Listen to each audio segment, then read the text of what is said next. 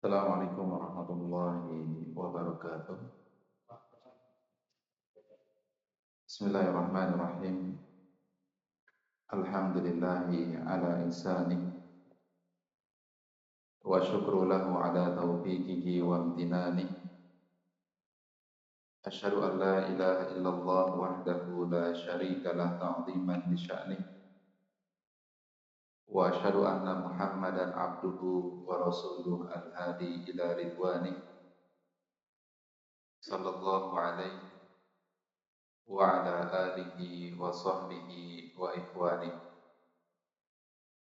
Ya ayyuhalladzina amanu taqullaha haqqa tuqatih wa la tamutunna illa wa antum muslimun.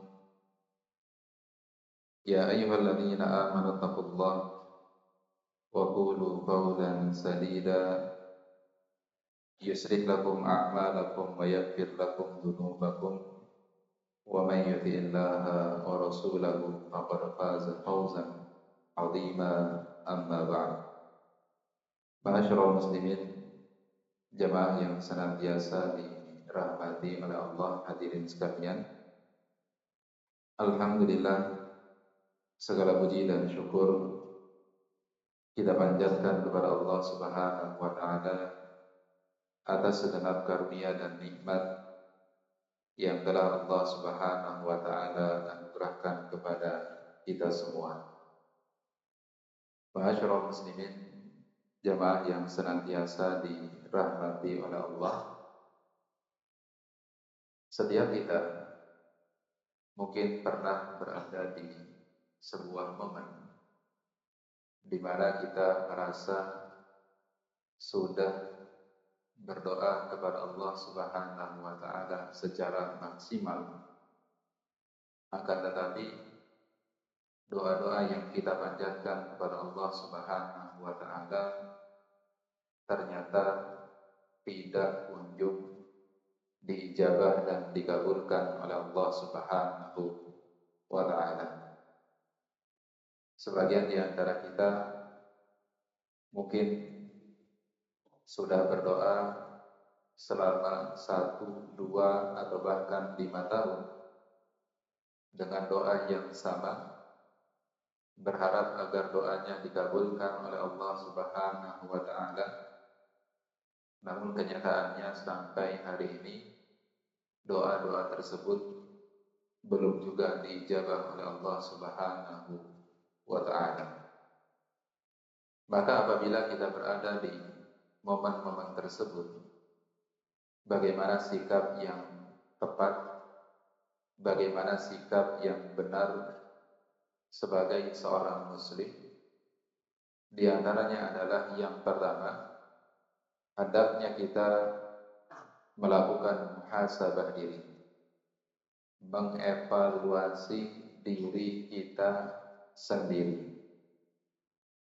Jangan-jangan selama ini kita berdoa kepada Allah Subhanahu wa taala tidak memperhatikan adab-adab pada saat berdoa, yang mana kalau kita berdoa kepada Allah dengan melakukan adab-adab tersebut, maka niscaya doa-doa kita akan lebih didengar dan lebih cepat dikabulkan oleh Allah Subhanahu wa ta'ala. Atau kemungkinan yang lainnya adalah kita sudah berdoa kepada Allah dengan memperhatikan adab-adabnya, akan tetapi kita belum maksimal menjauhkan diri kita dari perkara-perkara yang ternyata perkara-perkara tersebut bisa menjadi sebab terhalangnya doa-doa kita dikabulkan oleh Allah Subhanahu wa ta'ala. Maka dua hal ini perlu kita perhatikan, perlu kita ketahui, dan insyaallah ta'ala kita akan membahas sedikit terkait tentang bagaimana adab-adab seseorang yang perlu diperhatikan pada saat dia berdoa kepada Allah Jalla wa'ala, serta apa saja yang bisa menjadi penghalang dari terhalangnya doa seorang hamba kepada Allah Subhanahu wa taala. Ma'asyiral muslimin jamaah yang senantiasa dirahmati oleh Allah. Di antara adab-adab doa yang perlu kita perhatikan agar doa-doa kita dijabah oleh Allah Subhanahu wa taala. Yang pertama tentunya adalah senantiasa mengikhlaskan niat kita, mengikhlaskan doa-doa kita hanya kepada Allah Subhanahu wa taala. Karena doa itu termasuk bagian dari ibadah. Bahkan kata Nabi sallallahu alaihi wasallam, "Laisa syai'un akramu 'indallahi ta'ala minad du'a."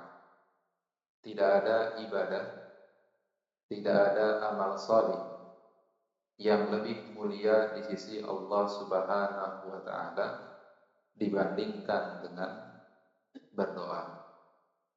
Kemudian disebutkan juga dalam hadis yang lainnya, kata Nabi sallallahu alaihi wasallam, "Ad-du'a huwal ibadah." Berdoa adalah ibadah. Kalau kemudian kita baca penjelasan para ulama terkait tentang makna dan penjelasan sabda Nabi sallallahu alaihi wasallam, "Ad-du'a huwal ibadah."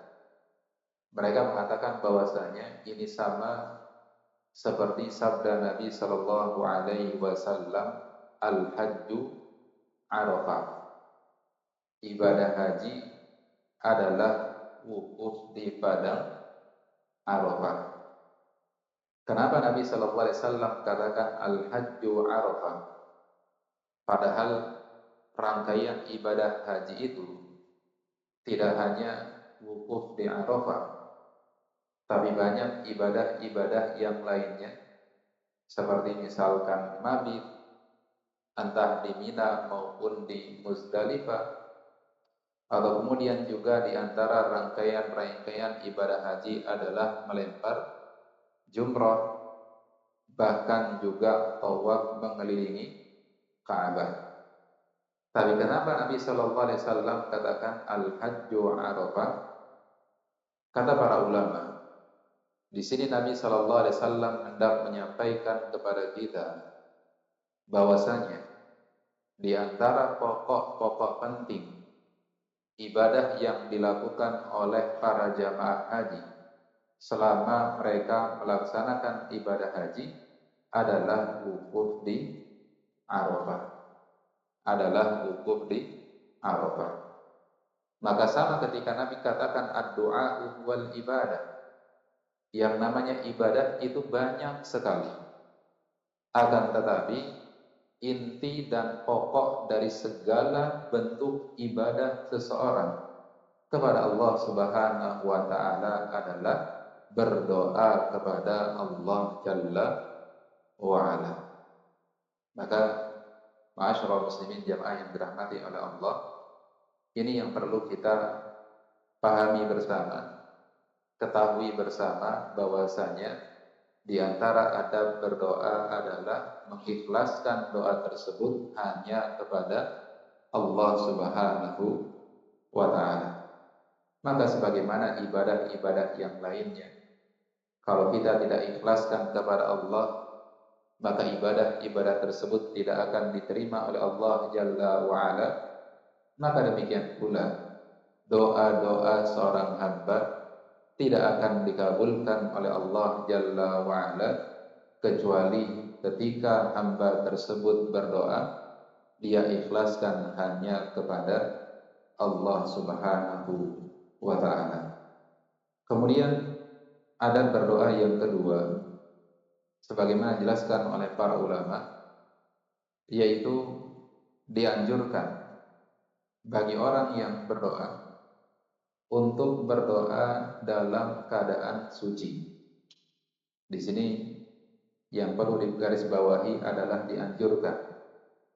Artinya, kalau ada orang berdoa dalam kondisi tidak suci, apakah dibolehkan atau tidak? tentunya dibolehkan. Sama halnya misalkan seperti wanita yang sedang haid, ada yang haidnya 3 hari, ada yang haidnya 7 hari, maka tidak masalah. Tidak apa-apa bagi seorang wanita haid untuk berdoa kepada Allah Subhanahu wa Ta'ala. Hanya saja para ulama menganjurkan kalau seseorang berdoa maka hendaknya sebisa mungkin berdoa dalam kondisi suci. Hal ini sebagaimana yang disabdakan oleh Nabi Shallallahu Alaihi Wasallam. Beliau bersabda, "Inni karihtu an adhkurallaha azza wa jalla illa ala tuhrin." Aku tidak suka pada saat aku berzikir kepada Allah Subhanahu wa Ta'ala kecuali kalau aku dalam kondisi suci. Perhatikan di sini Nabi katakan, ketika aku berzikir kepada Allah, dan tidak disebutkan ketika aku berdoa. Tapi kalau seseorang berdoa kepada Allah Jalla wa'ala, ya pasti di dalam doanya dia mengucapkan kalimat-kalimat zikir kepada Allah Subhanahu wa Ta'ala, menyebutkan nama-nama Allah Subhanahu wa Ta'ala, memuji Allah Subhanahu wa Ta'ala. Maka artinya tidak hanya pada saat seseorang berzikir kepada Allah, bahkan pada saat dia berdoa pun dianjurkan untuk berdoa dalam kondisi suci. Kemudian yang berikutnya, ma'asyiral muslimin jamaah yang senantiasa dirahmati oleh Allah, adab berdoa yang berikutnya adalah dianjurkan bagi kita pada saat berdoa untuk menengadahkan dan mengangkat kedua tangan. Karena kata Nabi Shallallahu Alaihi Wasallam, Innallaha hayyun karim. Sesungguhnya Allah adalah Zat yang Maha Pemalu, lagi Maha Mulia. Allah malu kalau ada seorang hamba ketika dia berdoa dia mengangkat kedua tangannya.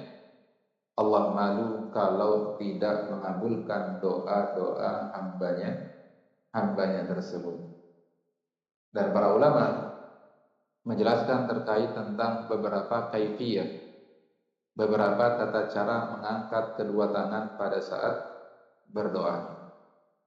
Di antaranya, kita bisa berdoa sambil mengangkat kedua tangan, menengadahkan kedua tangan dengan menghadapkan telapak tangan bagian dalam itu ke atas, sedangkan telapak tangan bagian luar itu dihadapkan ke bawah. Jadi kurang lebihnya seperti ini. Ya, boleh dengan dirapatkan, boleh dengan diberikan jarak. Tapi kata Syekh Muhammad bin Shalih Al-Utsaimin rahimahullah ta'ala, lebih afdalnya kalau posisi kedua tangan ini direkatkan, dirapatkan antara satu dengan yang lainnya, dan diangkat setinggi dada. Kemudian kaifiat yang kedua sebagai dijelaskan oleh para ulama, yaitu dengan mengarahkan dan menghadapkan telapak tangan bagian dalam ini ke arah wajah, lalu kemudian bagian luar dari telapak tangan kita hadapkan ke arah kiblat. Jadi kurang lebih seperti ini.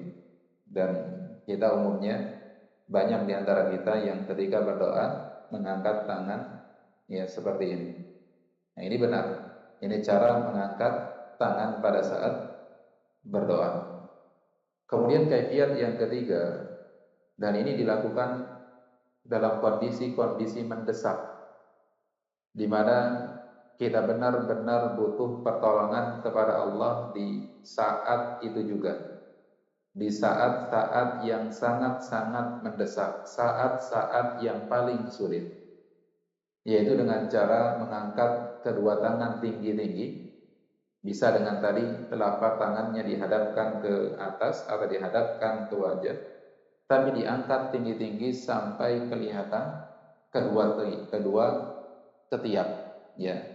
Karena Nabi SAW pernah mengangkat tangan beliau tinggi-tinggi sampai terlihat ya bagaimana putihnya ketiak Nabi Shallallahu Alaihi Wasallam, dan beliau lakukan hal tersebut pada saat sebelum terjadinya perang Badar. Sampai Allah abadikan apa yang dilakukan oleh Nabi di dalam Al-Qur'anul Karim. Allah katakan ittastaghitsuna rabbakum, dan ingatlah ketika kalian meminta pertolongan kepada Allah Subhanahu wa taala. Dan disebutkan dalam hadis yang diriwayatkan oleh sahabat yang mulia Abu Bakar As-Siddiq radhiyallahu taala anhu. Abu Bakar melihat sebelum pasukan kaum muslimin bertemu dengan pasukan kaum musyrikin dalam perang Badar, maka Nabi Shallallahu Alaihi Wasallam tidak henti-hentinya berdoa memohon pertolongan kepada Allah dengan terus-menerus mengangkat tangan beliau tinggi-tinggi sampai-sampai ya selendang yang rida yang ada di bahu beliau ini terjatuh ke tanah. Terus Nabi meminta pertolongan, berdoa kepada Allah Jalla wa'ala. Nah ini ya, sekali lagi kaifiat mengangkat tangan seperti ini hanya dilakukan dalam kondisi yang sangat-sangat mendesak. Ini adab yang ketiga, yaitu mengangkat kedua tangan. Dan sudah menjadi kaidah dalam kehidupan. Kita kalau minta sesuatu pasti sambil ngangkat tangan. Ya, sambil ngangkat tangan. Gak ada orang minta sesuatu tapi gak ngangkat tangan. Kemudian adab yang berikutnya yang keempat, ma'asyiral muslimin, jamaah yang senantiasa dirahmati oleh Allah. Adabnya ketika seseorang memulai doanya kepada Allah Jalla wa'ala, maka dia mulai dengan terlebih dahulu memuji Allah Subhanahu wa ta'ala, kemudian bersolawat kepada Nabi Sallallahu Alaihi Wasallam. Jadi bukan langsung angkat tangan, langsung minta apa yang dia mau, tidak. Tapi dianjurkan lebih dulu untuk memuji Allah Subhanahu wa ta'ala. Lalu kemudian bersalawat kepada Nabi Sallallahu Alaihi Wasallam. Hal ini sebagaimana yang disabdakan oleh Nabi Sallallahu Alaihi Wasallam dalam hadis yang dikeluarkan oleh Al-Imam Abu Dawud, dan hadisnya adalah hadis yang sahih. Beliau Sallallahu Alaihi Wasallam bersabda, "Idza shalla ahadukum falyabda bitahmidillahi wat tana'i 'alaihi, thumma liyusalli 'alan nabiy sallallahu alaihi wasallam, thumma liyad'u ba'du ma syaa." Kata Nabi sallallahu alaihi wasallam, apabila salah seorang di antara kalian hendak berdoa, maka hendaklah dia buka dan mulai doanya dengan memuji Allah Subhanahu wa taala, lalu dilanjutkan bersolawat kepada Nabi sallallahu alaihi wasallam. Barulah setelah itu dipersilahkan untuk minta apa saja, untuk memanjatkan permintaannya dan doanya kepada Allah Jalla wa'ala. Dan memuji Allah bisa dengan kita mengucapkan alhamdulillah. Kemudian bersalawat kepada Nabi Sallallahu Alaihi Wasallam bisa dengan salawat yang sederhana, seperti misalkan ya alhamdulillah wassalatu wassalamu ala rasulillah, itu sudah cukup. Atau kemudian kita bersalawat sebagaimana salawat Ibrahimiyah yang kita baca dalam salat. Alhamdulillah, Allahumma salli ala Muhammad wa ala ali Muhammad, dan seterusnya. Yang penting memuji Allah Jalla wa'ala terlebih dahulu, baru bersalawat kepada Nabi Sallallahu Alaihi Wasallam. Dan Al-Imam Ibnu Qayyim rahimahullah ta'ala menjelaskan beberapa bentuk dan gambaran bersalawat kepada Nabi pada saat berdoa. Gambaran yang pertama adalah membaca salawat hanya di awal doa saja. Lalu kemudian gambaran yang kedua, adalah membaca salawat kepada Nabi baik di awal doa maupun di akhir doa. Jadi dibuka dengan salawat kepada Nabi, kemudian juga ditutup dengan bersalawat kepada Nabi Sallallahu Alaihi Wasallam. Makanya nanti misalkan kalau pada saat ya doa kunut, ya di salat tarawih, di salat witir misalkan, maka biasanya imamnya menutup doanya dengan apa?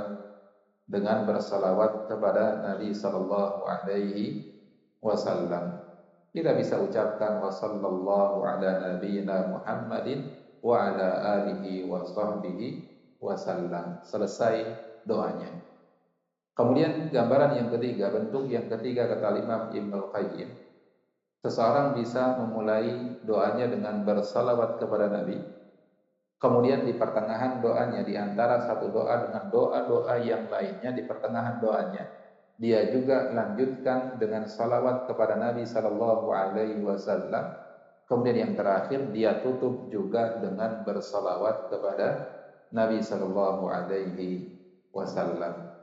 Jadi boleh di awal saja, boleh di awal dan di akhir, boleh di awal, di pertengahan, dan ditutup juga dengan salawat kepada Nabi Sallallahu Alaihi Wasallam.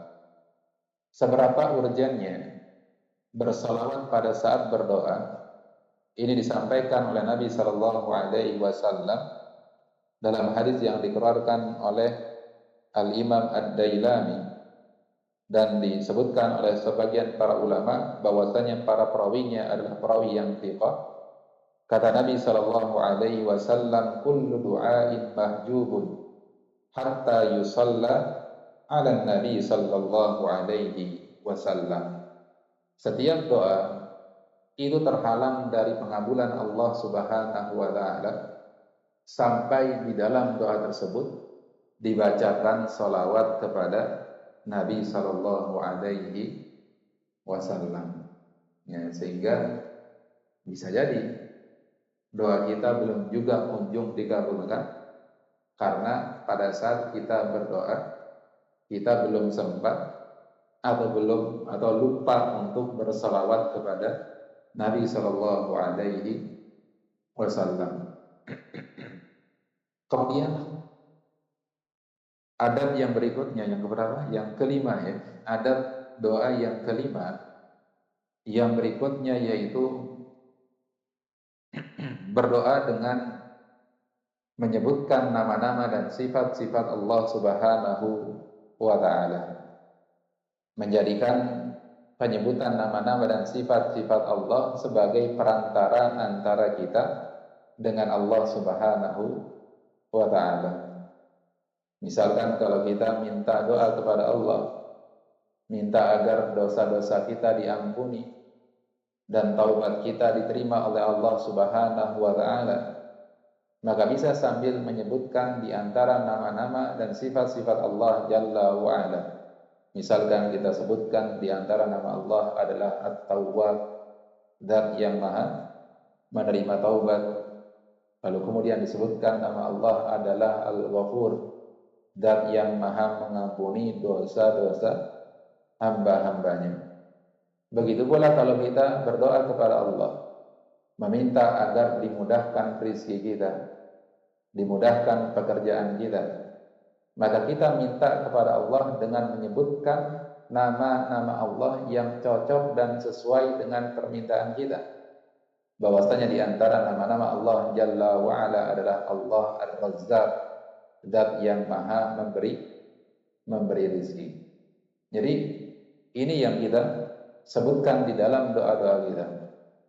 Bahkan disebutkan dalam sebuah riwayat bahwasanya Nabi Sallallahu Alaihi Wasallam pernah mendengar ada seorang laki-laki pada saat dia berdoa, dia mengucapkan Allahumma inni as'aluka bi anni ashhadu annaka anta Allah la ilaha illa anta al-ahadus samad alladzi lam yalid wa lam yulad wa lam yakul lahu kufuwan ahad. Jadi Nabi mendengar ada seseorang ketika doa dia mengucapkan, ya Allah, aku berdoa kepadamu dengan aku bersaksi bahwasanya tidak ada zat yang berhak untuk disembah kecuali Engkau yang Maha Esa, tempat bergantungnya seluruh makhluk, yang tidak diperanakkan, yang tidak beranak, tidak juga diperanakkan, dan tidak serupa dengan sesuatu apapun. Yang kata Nabi SAW, barang siapa yang berdoa kepada Allah dengan menyebutkan nama-nama tersebut, kata Nabi SAW, laqad sa'alallaha bismihil a'zam, orang ini telah berdoa dan meminta kepada Allah dengan menyebutkan nama-nama Allah yang mulia, alladzi idza su'ila bihi a'ta wa idza du'iya bihi ajaba, yang mana kalau Allah diminta dengan menyebutkan nama-nama Allah tersebut, maka Allah pasti akan berikan seluruh permintaan orang tersebut. Dan apabila ia berdoa kepada Allah dengan menyebutkan nama-nama tersebut, maka Allah Jalla wa'ala pasti akan kabulkan doa-doanya. Allah pasti akan kabulkan doa-doanya. Makanya ya, kalau bisa lafal ini kita hafalkan. Allahumma inni as'aluka bi anni ashhadu annaka antallaha la ilaha illa anta al-ahadus samad alladzi lam yalid wa lam yulad wa lam yakul lahu kufuwan ahad. Kemudian ma'asyiral muslimin jamaah yang senantiasa dirahmati oleh Allah, di antara adab berdoa yang berikutnya adalah hendaknya kita mendoakan diri kita terlebih dahulu sebelum mendoakan orang lain. Sebelum kita mendoakan orang tua kita, mendoakan anak-anak dan keturunan kita, mendoakan teman-teman kita, sahabat-sahabat kita, maka hendaknya lebih dulu kita doakan diri kita sendiri terlebih dahulu. Karena tidak ada yang paling butuh terhadap doa, yang paling membutuhkan doa dibandingkan dengan diri kita sendiri. Dan doa-doa yang seperti inilah yang dipanjatkan oleh para nabi dan rasul terdahulu. Setiap kali mereka berdoa kepada Allah, mereka senantiasa mendahulukan untuk mendoakan diri mereka sendiri terlebih dahulu, baru mendoakan orang tua, baru mendoakan anak keturunan, baru mendoakan saudara-saudara kaum muslimin. Seperti misalkan di antara doa yang dipanjatkan oleh Nabiullah Ibrahim alaihissalam, beliau berdoa kepada Allah Jalla wa'ala, Rabbana gfirli wa liwalidayya wa lil mu'minina yawma yaqumul hisab. Ya Allah, Tuhan kami, ampunilah dosa-dosaku. Ampuni ini dosa-dosaku dulu. Ampunilah dosa-dosaku dan dosa kedua orang tuaku dan dosa orang-orang muslim nanti pada hari kiamat. Lihat di sini, doa beliau urutannya adalah mendoakan diri beliau sendiri terlebih dahulu, baru mendoakan orang tua, baru mendoakan siapa? Orang-orang muslim secara keseluruhan. Begitu pula beliau juga pernah berdoa kepada Allah Subhanahu wa taala.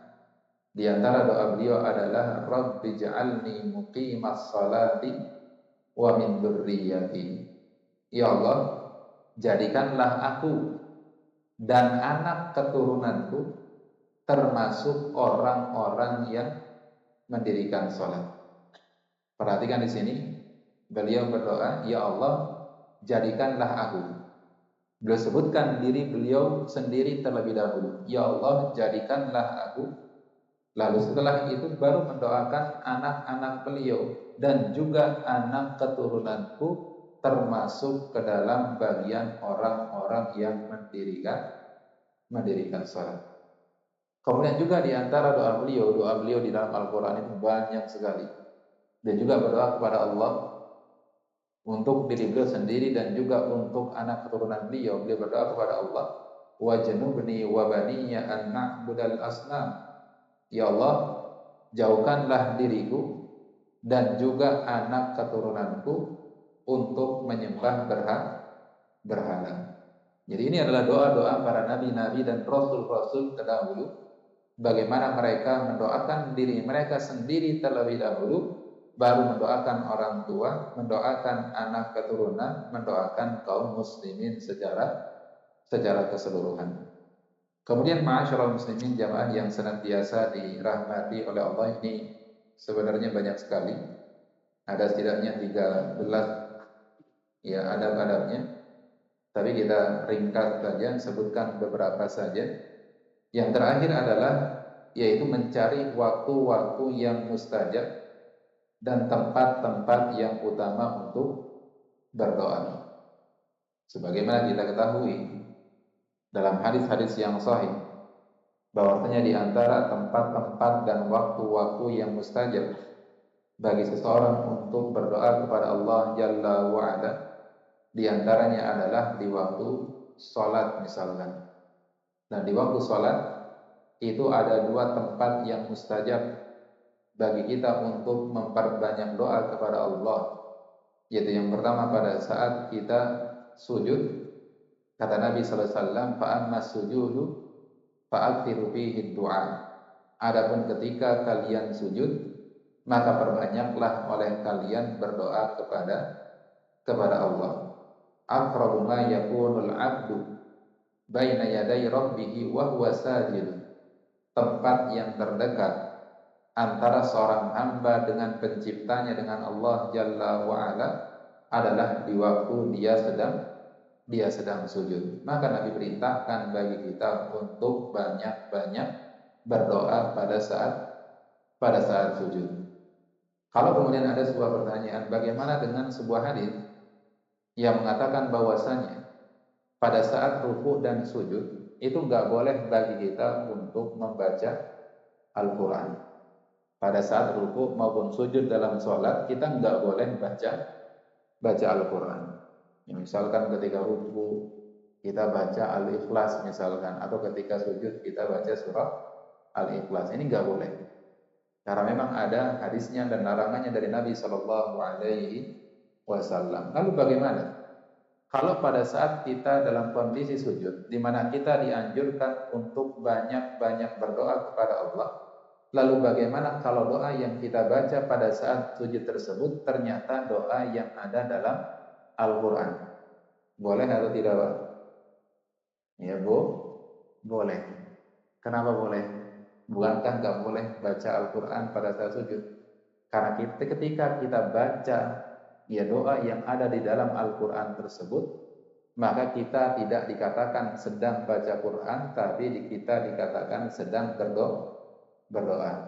Seperti misalkan kita berdoa dengan Rabbana atina fid dunya hasanah wa fil akhirati hasanah wa qina adzabannar, atau Rabbana hab lana min azwajina wa dzurriyyatina qurrata a'yun waj'alna lil muttaqina imama. Ini kan doa-doa yang ada dalam Al-Quran. Nah, ketika kita membaca ayat tersebut, doa tersebut, ya, orang-orang paham bahwasanya ketika itu kita sedang berdoa, bukan sedang membaca Al-Quran.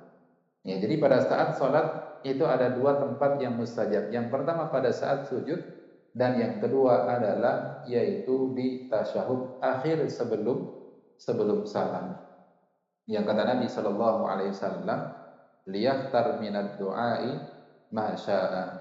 Pada saat kita berada dalam kondisi itu, tasyahud akhir, tahiyat akhir, setelah membaca seluruh rangkaian doa-doa tahiyat akhir sebelum salam, maka kita diperintahkan untuk banyak-banyak berdoa. Dan hendaklah, kata Nabi SAW, di waktu tersebut dia memilih doa mana saja yang dia inginkan, doa mana saja yang dia mau. Ya, walaupun juga Nabi SAW ajarkan kepada kita sebagian di antara doa yang bisa kita baca di tasyahud akhir. Seperti misalkan Nabi pernah mengajarkan kepada sahabat Mu'adz bin Jabal. Nabi katakan, ya, wala la tada'anna dubura kulli salatin an taqul, wahai Mu'adz, janganlah engkau sekali-kali meninggalkan doa ketika engkau berada di akhir salat, yaitu doa Allahumma a'inni ala dzikrika wa syukrika wa husni ibadati. Atau sebagaimana doa yang Nabi ajarkan kepada Abu Bakar As-Siddiq. Abu Bakar pernah bertanya kepada Nabi, "Wahai Nabi, ajarkan kepadaku sebuah doa yang doa tersebut bisa aku baca dalam salat." Lalu kemudian Nabi SAW ajarkan doa, Allahumma inni zalamtu nafsi zulman katsira wa la yaghfiru dzunuba illa anta faghfirli maghfiratan min 'indik warhamni innaka antal ghafurur rahim. Pernah dengar Pak doanya? Belum pernah. Ini doa yang bagus Pak. Karena ini adalah doa bagaimana kita mengakui seluruh dosa-dosa kita kepada Allah. Bagaimana dosa kita itu sangat-sangat banyak. Dan kita berharap agar dosa-dosa tersebut diampuni oleh Allah Subhanahu wa ta'ala. Ini kalau bisa juga dihafalkan. Allahumma inni zalamtu nafsi zulman katsira. Ya Allah, sesungguhnya aku telah menzalimi diriku sendiri dengan kezaliman yang banyak. Apa maksud menzalimi diri? Adalah melakukan dosa dan maksiat. Wala yaghfiru dzunuba illa anta, dan tidak ada yang bisa memaafkan seluruh dosa-dosaku tersebut kecuali Engkau. Faghfirli maghfiratan min 'indik warhamni. Maka berikanlah aku ampunan di sisimu dan kasihinilah aku. Innaka antal ghafurur rahim. Sesungguhnya Engkau adalah Zat yang Maha mengampuni lagi Maha mengasihi. Ini doa yang Nabi ajarkan kepada sahabat Abu Bakar As-Siddiq radhiyallahu taala. Jadi ini di antara waktu-waktu dan tempat yang mustajab untuk berdoa. Kemudian juga di antara waktu yang mustajab untuk berdoa, misalkan di jeda antara azan dan iqamah. Kemudian juga di sepertiga malam terakhir. Dan nanti di bulan Ramadan, salah satu sisi spesialnya dan istimewanya bulan Ramadan adalah bulan dikabulkannya doa-doa seorang hamba. Makanya kalau kita perhatikan dalam surah Al-Baqarah, mulai dari 183, 184, 185, 187, itu berbicara terkait tentang apa? Ramadan, terkait tentang puasa Ramadan. Tapi di tengah-tengah pembicaraan Allah tentang puasa Ramadan, Allah sebutkan sebuah ayat yang berisi tentang perintah untuk berdoa. Wa idza sa'alaka 'ibadi anni fa inni qaribun ujibu da'watad da'i idza da'ani. Jadi ayat ini nyelip di antara ayat-ayat yang menjelaskan tentang puasa di bulan Ramadan. Kenapa Allah selipkan ayat ini di antara penjelasan puasa di bulan Ramadan? Kata Imam Ibnu Katsir, ini adalah petunjuk dari Allah Jalla wa Ala agar kemudian kita memperbanyak doa kapan? Pada saat puasa, terutama pada saat akan berbuka puasa. Ini waktu-waktu yang mustajab bagi kita untuk berdoa kepada Allah. Kemudian pada saat turunnya hujan, kemudian pada saat kita melakukan safar atau perjalanan jauh, dan waktu-waktu dan tempat-tempat yang lain. Jadi ini adab-adab doa yang perlu kita perhatikan. Yang insya Allah kalau kita kemudian berdoa kepada Allah dengan memperhatikan adab-adab ini, maka peluang dari dikabulkannya doa-doa kita itu sangat-sangat besar sekali. Kita jeda adzan dulu ya. Setelah itu kita lanjut sebentar aja.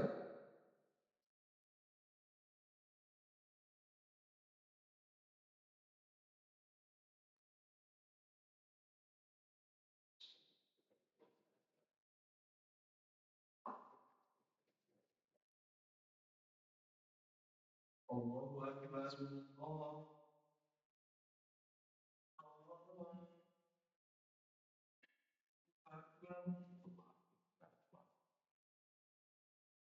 Allah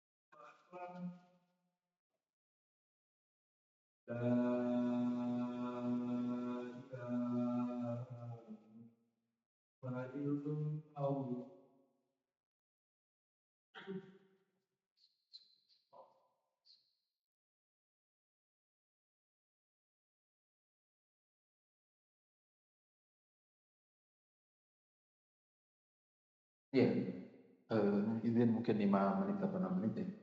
Ini belum selesai loh ini. Dan adab-adab ini, Bapak-bapak yang dirahmati oleh Allah, ini tidak berdiri dengan sendirinya. Dia butuh yang namanya penopang. Artinya, kalau hanya adabnya saja, tapi tidak didukung dengan juga ikut menghadirkan penopangnya, maka adab-adab ini akan berakhir sia-sia. Penopang apa yang dimaksudkan, yaitu kita berusaha meninggalkan perkara-perkara yang bisa menjadi sebab terhalangnya ya pengabulan doa-doa kita. Apa di antara sebab-sebab terhalangnya ijabah dari doa-doa seseorang? Di antaranya adalah disebabkan karena harta yang tidak halal, harta yang haram. Disebutkan oleh Nabi Shallallahu Alaihi Wasallam bagaimana Nabi menggambarkan ada sosok laki-laki yang yutilus safar, orang yang sedang melakukan perjalanan yang sangat-sangat jauh sekali. Asy'atha agbar, dalam keadaan rambutnya acak-acakan, lalu tubuhnya dipenuhi oleh debu. Yamuddu yadaihi ila sama, yang mana orang ini mengangkat tangannya tinggi-tinggi ke langit, lalu kemudian berkata, Ya Rabbi, Ya Rabbi, berdoa kepada Allah dengan menyebutkan nama Allah, wahai Tuhanku, wahai Tuhanku. Wa mat'amuhu haram, wa mashrabuhu haram, wa malbasuhu haram, wa ghudhiya bil harami, fa anna yustajabu lahu. sedangkan dia makan dengan harta yang haram, minum pun dengan harta yang haram, pakaiannya pun dihasilkan dari harta yang haram, maka bagaimana mungkin dia berharap doa-doanya akan dikabulkan oleh Allah. Perhatikan di sini, orang ini sudah menghadirkan beberapa adab pada saat berdoa. Dia berdoa di waktu yang mustajab, yaitu dalam kondisi safar. Kemudian dia angkat kedua tangannya tinggi-tinggi. Setelah itu dia puji Allah dan sebut nama Allah Jalla wa'ala dengan nama-namanya yang mulia. Tapi ternyata Allah tetap tidak kabulkan doa-doanya. Kenapa? Karena dia tidak berusaha untuk menjauhkan dirinya dari hal-hal yang bisa menjadi sebab terhalangnya doa seorang hamba kepada Allah Jalla wa'ala. Kemudian masyaallah muslimin jamaah yang dirahmati oleh Allah, karena waktu yang terbatas, kalau kita sudah merasa maksimal dalam menghadirkan adab-adab doa, kemudian juga sudah berusaha meninggalkan sebab-sebab yang bisa menjadi penghalang terkabulnya doa, tapi ternyata doa kita masih saja belum dikabulkan oleh Allah, maka apa yang kita lakukan selanjutnya yaitu berhusnuzon kepada Allah, positive thinking sama Allah. Karena bisa jadi apa yang kita minta itu bukan sesuatu yang baik menurut Allah, maka Allah ganti dengan sesuatu yang jauh lebih baik. Atau bisa jadi sesuatu yang kita minta tersebut pada saat ini belum benar-benar kita butuhkan, tapi di saat yang tepat baru Allah akan berikan kepada kita.